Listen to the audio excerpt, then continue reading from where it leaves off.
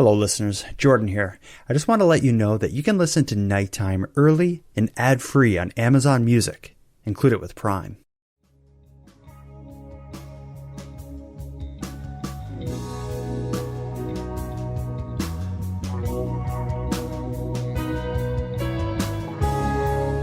You are tuned to the Nighttime Podcast, focused on the fringe of Canada.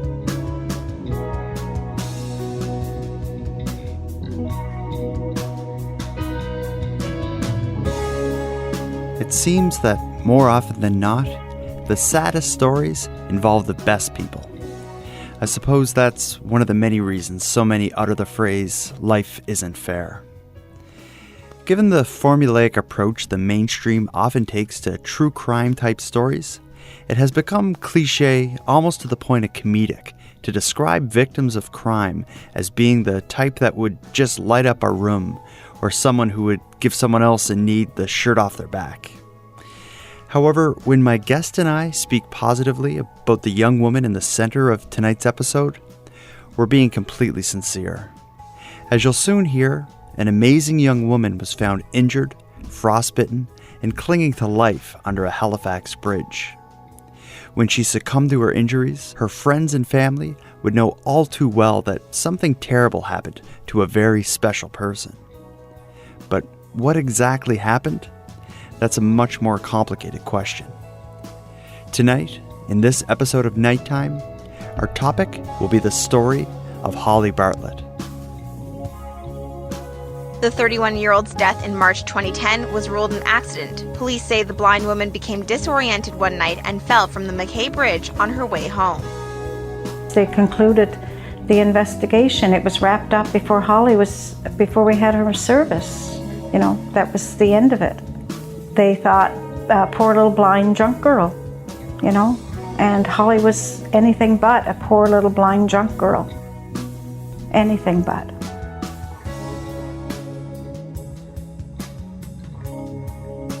In life, Holly Bartlett was a conqueror. Born with a condition that would lead to complete vision loss, Holly refused to allow her blindness to get in the way of her mission to live life to its fullest. She had an active social life, a career, an education, and a network of friends and family that looked to her as an inspiration. But all the good things that were happening in Holly's life came to a screeching halt on a cold night in March of 2010. After spending a night out with friends, celebrating an upcoming graduation, Holly was found gravely injured in a nearly inaccessible area underneath a downtown Halifax bridge. The police investigation into the circumstances that would lead to her injuries, and in turn her death, would happen fast. The police believed the death was accidental. However, it seems that they're about the only ones who felt that way. Holly's friends, family, and supporters have been very vocal about their dissatisfaction with the police investigation of her death. An investigation many call at best flawed, and at worst, derailed by an ignorance about living with blindness. Now, in the absence of the police continuing their investigation into Holly's death, the case has attracted some investigative journalists, including a national CBC piece on the Fifth Estate. But in the 9 years since Holly's death, there has been nothing as deep nor as thorough as the recent television documentary and its companion podcast series titled What Happened to Holly Bartlett.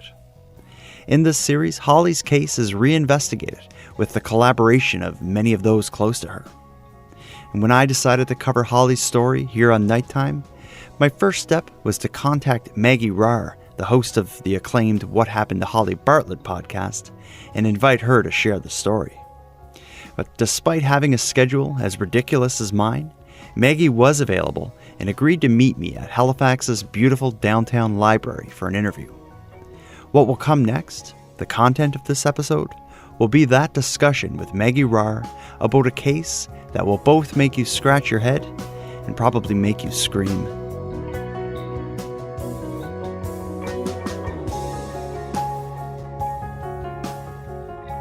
My name is Maggie Rahr. I'm a freelance journalist in Halifax. I started in radio, and after I had a couple kids, I switched to print and came across Holly Bartlett's story through a local production company.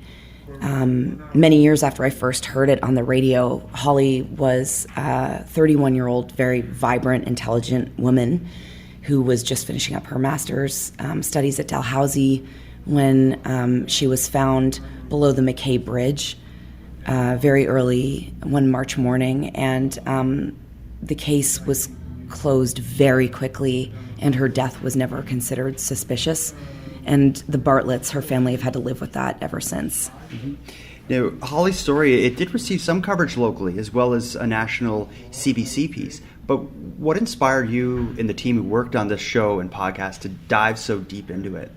Right. So aside from a piece that Tim Biscay wrote for The Coast a number of years ago called Holly Bartlett's Unlikely Journey, nobody had really taken the time to take a good, firm look at the police investigation and really find out who Holly was and the circumstances surrounding her death. So there was just so much there, and because we had the family on board and because we had all of these notes from Brian Parsons, who at the time was a retired investigator who, spent a bunch of his time looking into what had happened. We had all of the medical records, the police reports, which weren't really redacted that much because the case was never considered suspicious. So things that you'd have to wait a year and a half as a journalist to get through FOIs, we just had right away. But really it was because of the Bartlett family's willingness to share this story.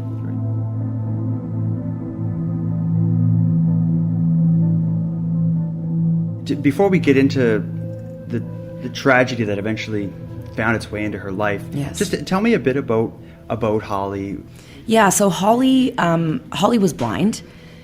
She was, I never got to meet her, but I have a very clear sense of her as a go-getter, as someone who was feisty and very, very sharp. And she really, I think, was like a pushing the limit kind of gal. So there's a great moment in the podcast where she just casually slides into conversation with one of her sisters that she just went skydiving the last weekend. Like, can you imagine if you were going skydiving, you'd be telling everybody about it, you'd be freaking out, and that's just so Holly to be like, by the way, I did this, But she was also very focused on her professional career and her education. She was very, I think, meticulous and serious, and also just kind of a ton of fun. Loved dancing, loved hanging out with her friends, having a few drinks. I think just like a classic, hardworking, really smart maritimer. You mentioned that she had a vision impairment, but that kind of becomes a big part of her story. Can you just tell me a bit about her vision impairment, how it affected her life, and how she overcame that? Right. So Holly was born with a condition called microphthalmia, which at the time, Marion, her mother, says doctors at the IWK had never seen before. What it means technically is that she has very small eyes. So she did have some vision in childhood. And then when she was getting on to 12, 13, her vision really what vision she had started to rapidly decline. So she, that's a tricky transition for any kid, right? Becoming a teenager, and on top of that to have to deal with this loss of vision. Holly had to grapple with that, and I think that it really just made her stronger. She had a very precise sense of being, I think, and that she was not going to let this define her or hold her back. And so she was completely, blind by the time she was an older teen and a young adult, and I think by that point she had long since committed to herself that blindness wouldn't define her and that she was going to have exactly the life she wanted to have. And it's just this heart-rending irony that played such a big role in the failure to appropriately investigate her death.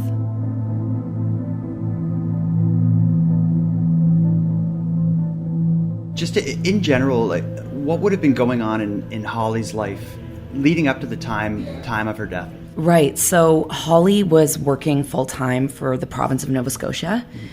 She was also finishing her master's in public administration at Dal.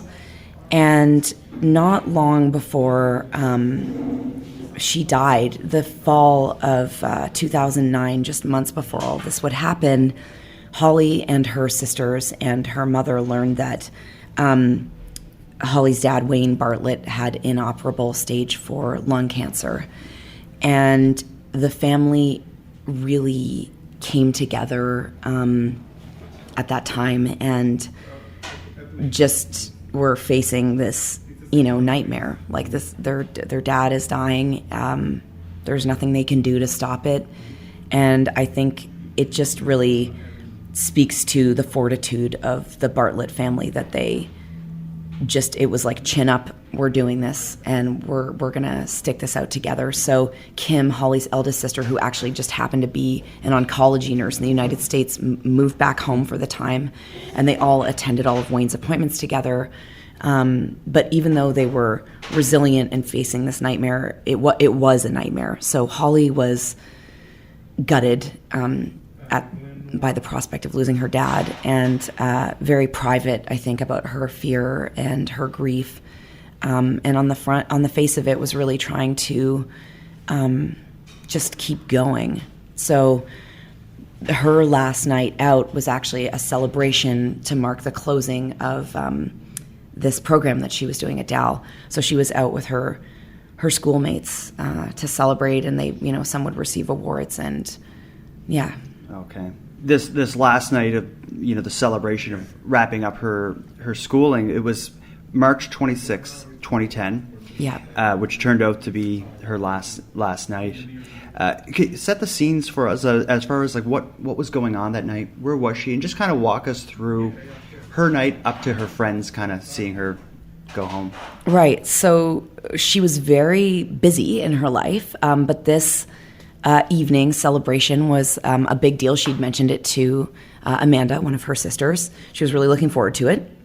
So she met up with a friend to go to dinner at the Fireside, this restaurant that no longer exists. That used to be right around the corner from here. There. Yeah. And then she and her friend stopped and got a bottle of wine, and they went to a house party at another classmate's house who lived near the university club where the celebration was to be held. So they were just having like a classic, Nova Scotia night out. Like you go out to dinner, you go have a few drinks in someone's kitchen, you hang out, a lot of laughs. And then they all went to the university club for this event. Mm-hmm. And at one point, a taxi was called for Holly, and then awards were still being handed out, and she decided she wanted to stay. So the first cab was canceled or ignored, and then she stuck around. She switched to drinking water at that point. Okay. And then, eventually the second cab was called just before midnight, and a friend guided her out to the car, not because she was too drunk, but because she, wasn't super familiar with the layout, and watched her get in, and that was the last she was seen that night. Mm-hmm. So just before midnight, her friends see her get in the cab, go home. She's next seen the very next morning is when she is found. Yeah, so at the time, there was this massive construction going on the McKay Bridge. So there were steel workers who would basically arrive at daybreak for their shifts. And when they showed up that morning, the first guy through the gates saw Holly laying at the base of this concrete abutment. And it's a fenced-in, locked area. Like you really, I'd heard about this and read about it, but you really have to be there to see how kind of baffling this physical layout is. Mm-hmm.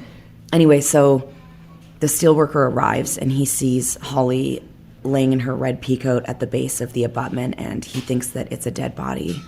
And then they find her and discover that she's still clinging to life. And my impression was that this was a deeply traumatic event, even just for the stranger who found her. She was in really, really rough shape. So immediately, obviously, first responders were called, and they were fighting to save her. And she was in surgery within an hour. she was in surgery for an hour. How long was she able? Within an hour, how long was she able to survive? Like, how long did she fight these injuries? Well, so this was early Saturday morning when she was found, and she had suffered blunt trauma to the head and was severely hypothermic. Her body temperature had dropped to 20, and she, was covered in bruises head to foot. So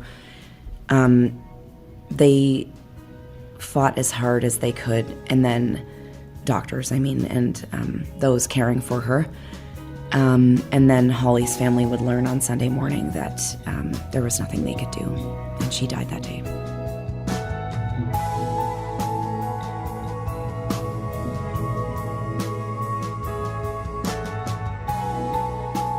So I guess the part of the story that is fact, if people know what's going on, is right up to the point that she leaves the bar, gets in the cab when her friends see her go. So the last person that people know she was with would have been that cab driver. Yes. So, like, at least initially, what was his version of the story that would lead her from leaving the nightclub to eventually ending up there? Well, okay, so he has many, many versions, but the very first that he told police, he was never interrogated by Halifax Regional Police at the station, by the way. They just had a casual conversation with him in his taxi, in which he told them that to borrow his words, that it was a normal fare, that he picked her up and that he dropped her off at the front door of her condo, and that was it. And that version of events would go on to change many times as he retold the story. So, okay. Do you know when his version, like, what led to his version of the story changing? Well, when the first cop that talked to him, when Holly's friends and family began expressing concern that this had been overlooked and not investigated as seriously as it should be, what the police told them, the Bartletts and Holly's friends, was that he's a, quote, salt of the earth type of guy. So it sounds like he just said, yeah, I dropped her off, nothing happened, and they bought it, and it was no big deal. It was only later when Brian Parsons, who is a retired investigator and the father of Peter Parsons, who was a very good friend of Holly's, and also was her orientation and mobility specialist. We might get into that later. But Peter and Brian started looking into this on their own after Holly's death. And Brian actually secured an interview with Paul Fraser, who's the taxi driver that dropped her off. And that's when things start to change. Okay. Now, the police investigation was, and I'm using air quotes for investigation, but it was very fast, and I wouldn't say hard and fast. It was just very fast. Yeah. What was the initial findings, or what was their explanation for her ending up fairly close to her home, but in this secluded area? Right. So this is the thing that just is so extraordinarily challenging to understand. But basically, Holly was incredibly competent with her cane. She was really smart. She was no stranger to having a few drinks. However, the police, when they found her at the base of this massive bridge, also important to note, she was never on the bridge, and security footage immediately ruled that out. Their theory is that she was dropped off by Paul Fraser in his taxi at the front door of her condo, but despite the fact that it was midnight on a Friday night, freezing cold, for some reason, they believe that she became drunk and disoriented right outside the safety of her own front door, turned around, walked down the driveway toward the sound of that rushing bridge traffic, took a right onto Northridge Road, walks 300 meters down the street, all the while away from her home. And then this is where it gets strange, gets behind an apartment building at Kencrest, crawls through a hole in the fence at the very, very base of the ground that she was tiny. She could only just fit through it, down this incredibly steep, rough, craggy hill where there's broken glass and, shrubbery and roots and rocks, then climbs behind this huge cement abutment that is holding up the suspension of the bridge, climbs up this very, very, very steep concrete wedge and falls 20 feet to the frozen ground below, where she would be found some 6.5 hours later. Wow. Do you know what led them to that conclusion, or was that just it just seems like someone's imagination running wild to lead to that? If you read through the police reports, you can see that there's a lot of confusion in those early hours. For instance, one of the investigators talks to a neighbor of Holly's and immediately wants to know where Holly's full-time caregiver is. And they were informed right away, no, she lived completely independently. There was no full-time caregiver. But they still sort of stuck to this theory. I mean, I think it's very clear if you read through the reports that their story of what happened was completely informed by their ignorance of really understanding her blindness and what that meant for her. And one thing that comes out in your podcast that I would never have thought of is the idea that with her being blind, the audio clue of the road. Can you just kind of describe that? Because I never would have thought of that until I heard it explained on your show. Yeah, so this is one of the really cool things that I learned from Peter Parsons, who was Holly's orientation and mobility instructor, which basically means that he would help teach her routes through the city. He also has a visual impairment, but has partial sight. Okay. Or has some vision loss, I should say. And anyway, he explains that people with vision loss rely on sound to navigate through the city, and that this is basically as there's a clarity there that is exactly like you or I looking across the street and seeing, oh, here comes a pickup truck, behind it there's a sedan, there's 3 people standing there, that these audio clues are as rich and illuminating as visual cues. Mm-hmm. And I should also say that Peter says that Holly Bartlett was basically his brightest client, that he'd say, you'd only have to show her once and she'd have it. Mm-hmm. So she knew exactly where she was. Yeah. And that visual, like the bridge, the almost highway leading to it, that would be very loud. And for somebody who uses audio clues to navigate the world, that would be like the equivalent of you or I just walking towards a building and walking into the wall. Exactly. And as you say, the sound of the rushing bridge traffic, Holly knows that that's perpendicular to her driveway, mm-hmm. right? Mm-hmm. She would never walk towards that. And then Peter very beautifully explains in the podcast how even if you did get kind of confused or turned around, that there are all these really intelligent basically like resets that you can do, like coping strategies that you can do if you do get turned around. So then you make the traffic parallel, you get yourself rerouted. Like mm-hmm. this is not something that, she would have been so well versed in that anybody who knew her just immediately when the story came out, they just outright rejected it. Like this would not have happened.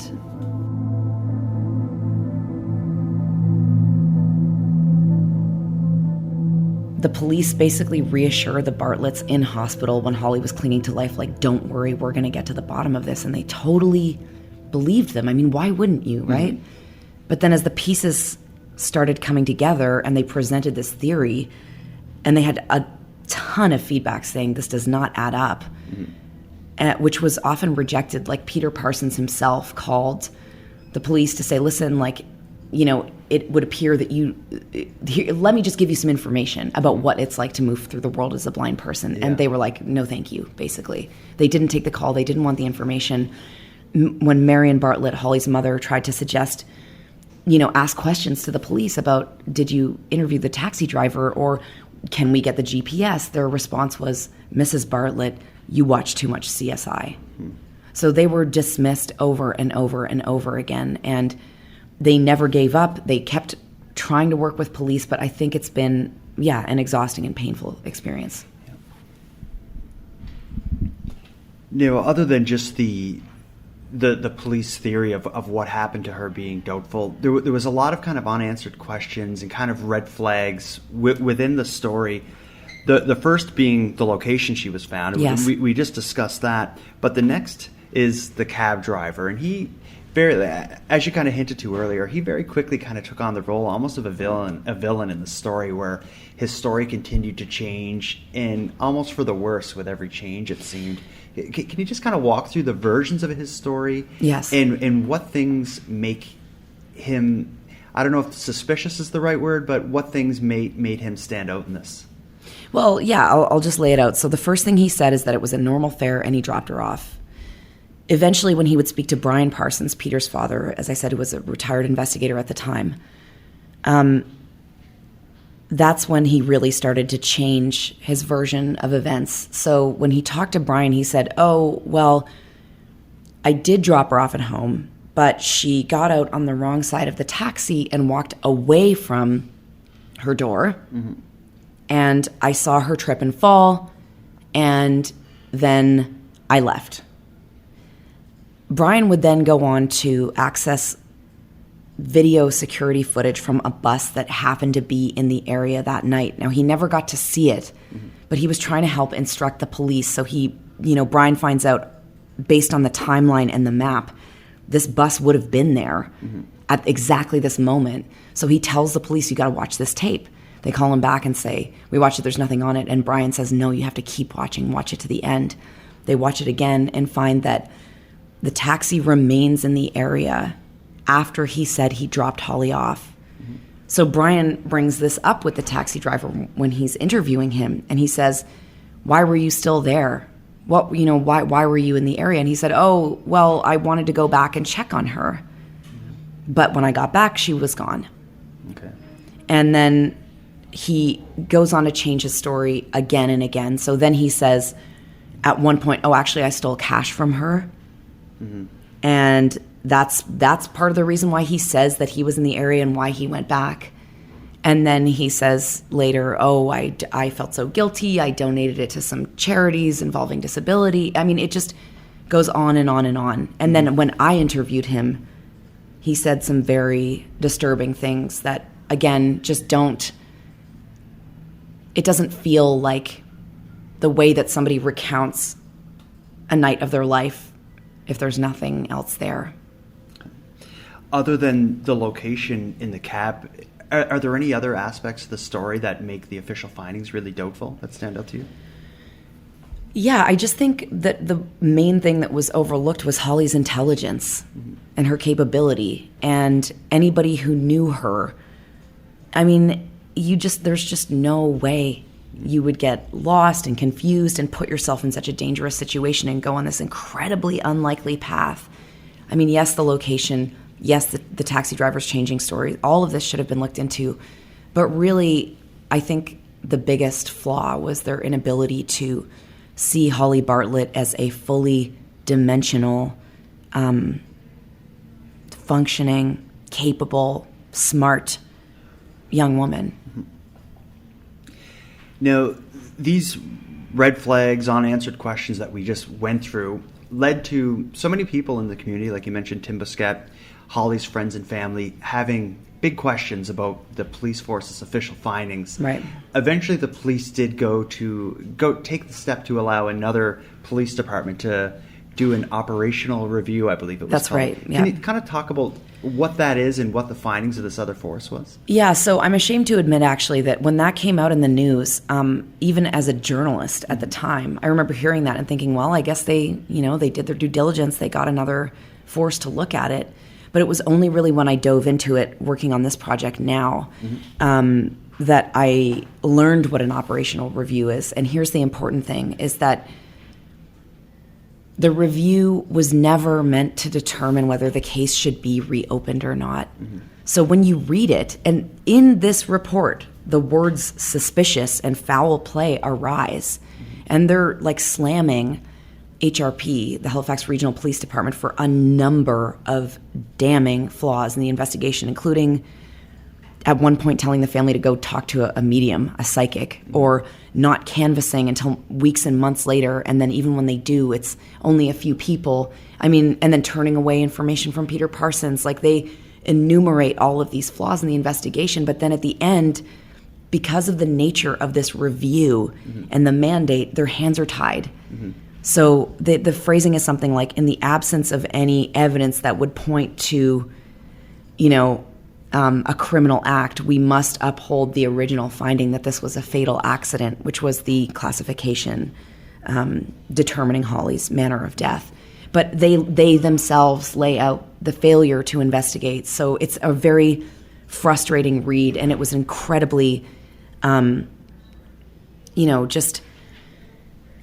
just kind of demolished the family, because at that point they'd been keeping this hope alive, and they'd been trying to work with the police force and trying to have faith, and and then this. Yeah, it's almost like it was another police force from Montreal that did this, but it wasn't so much like a reinvestigation. It was more like, coming from the financial world, I see it more as like an audit, and they kind of failed. Yeah, the exactly. audit. It was like the Ville de Quebec Police Service, and it's anytime you look at like somebody investigating themselves for wrongdoing. Yes, it was a separate police force, but it wasn't. Even though it did have the feeling of rigor and independence, they were locked in the end of it. They couldn't say this appears to be a suspicious death and should be treated as such.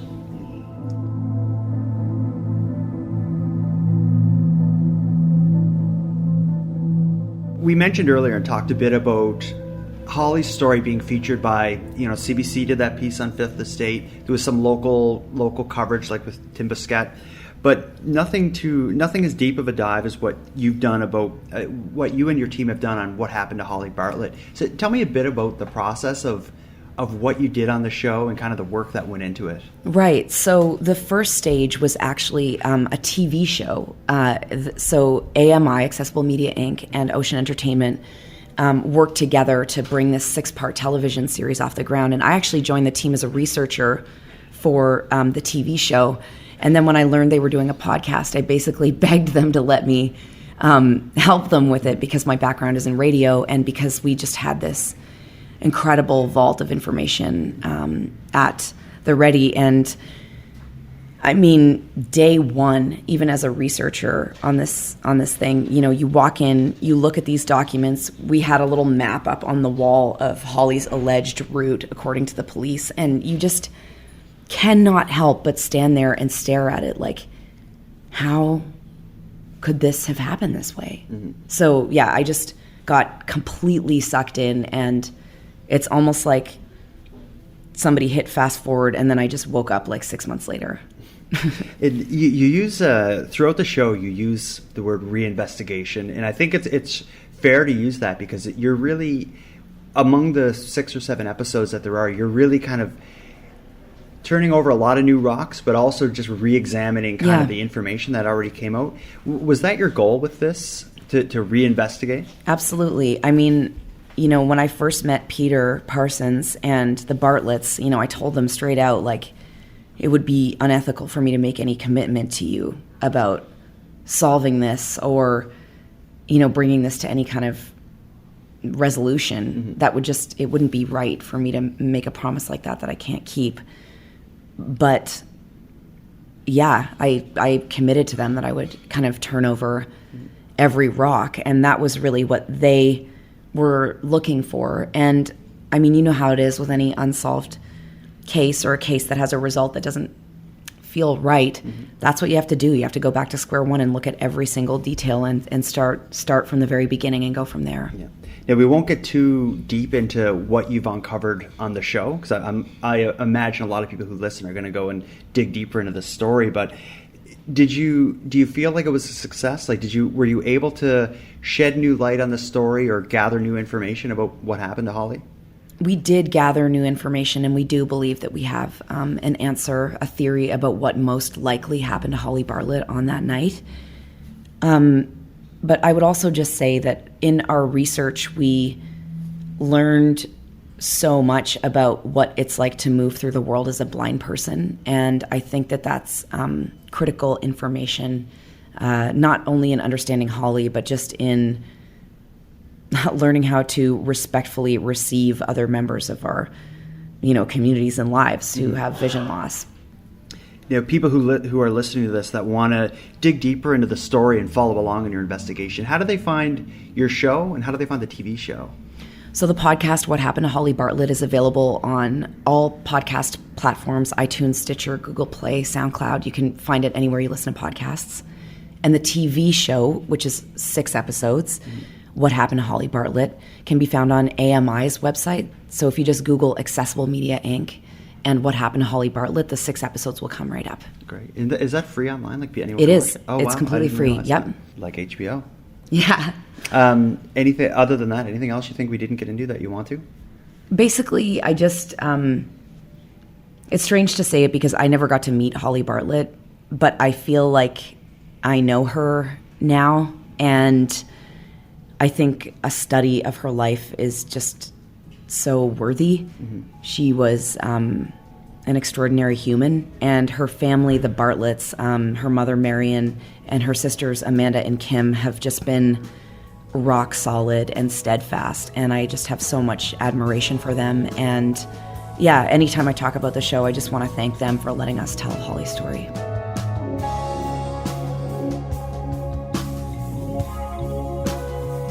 Holly's story, as I said in the beginning, is proof that bad things happen to good people. And when they do happen, the only comfort we can possibly have is in a belief that something will be done about it.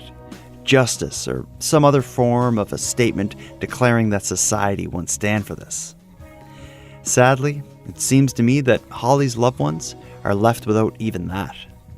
I only hope that the attention and awareness of Holly's story will both motivate additional investigation, and that through Holly's story, we sighted people learn more about what it means to live with blindness. And with that, we'll conclude this episode of Nighttime. If you want to dig deeper into this story, you can join me and my best friend Randy for the Nightcap post-show episode. You can subscribe to them at patreon.com/nighttime podcast. Now I'll end by giving thanks to those who assisted in this episode. First of all, a huge thanks to our guest, Maggie Rahr, for sharing her deep knowledge of Holly's case with us. I wholeheartedly recommend her show, What Happened to Holly Bartlett, to anyone listening to this. I've provided a link to it and the companion television documentary in the show notes, and I'll be playing a trailer for the podcast at the end of this episode. Now, I'd also like to give a shout out to Vox Somnia and Paragon Cause for providing the musical themes for this episode. You can check out both of these great bands by following the links in the episode notes. And for the biggest thanks of all, I want to thank anyone who's listening, as without you, I'd have no excuse to spend so much of my free time on this show. For anyone out there who wants more nighttime, check out my Patreon campaign. For $1 a month, you can access the ad-free premium feed, which provides early releases of the episodes. And then, for a couple dollars more, you can access the Nightcap after-show episodes, in which I and a guest climb even further down the rabbit hole than what you hear here in the main episodes. You can join by visiting patreon.com/nighttime podcast. Now, I'd like to thank the current patrons of the show and welcome the newest members to the group. Tom Evans and Alex Hooper, I appreciate your generous support at Nighttime. For anyone else who'd like to support the show but can't help financially, you can give me a big hand by telling your friends about me and leaving a positive review on Apple Podcasts or whichever equivalent you use. If any of you listening want to stay up to date with my activities, either on or off the show, follow me on Facebook, Twitter, and Instagram. I use the handle @NighttimePod. If you have any story ideas or want to give feedback on the show, I'd love to hear from you at nighttimepodcast@gmail.com. Now until next time, take care of each other, hug your loved ones tight, and let me know if you see anything weird.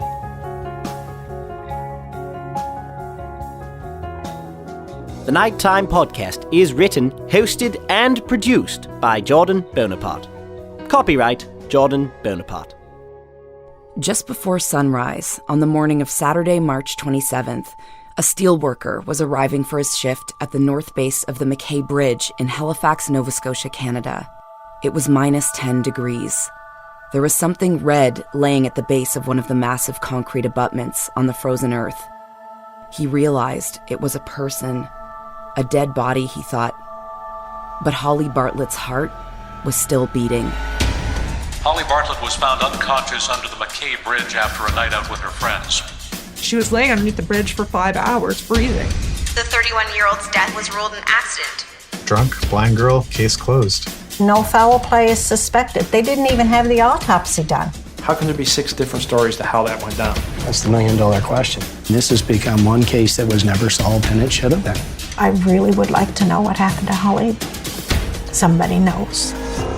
I'm Maggie Rahr, and this is what happened to Holly Bartlett.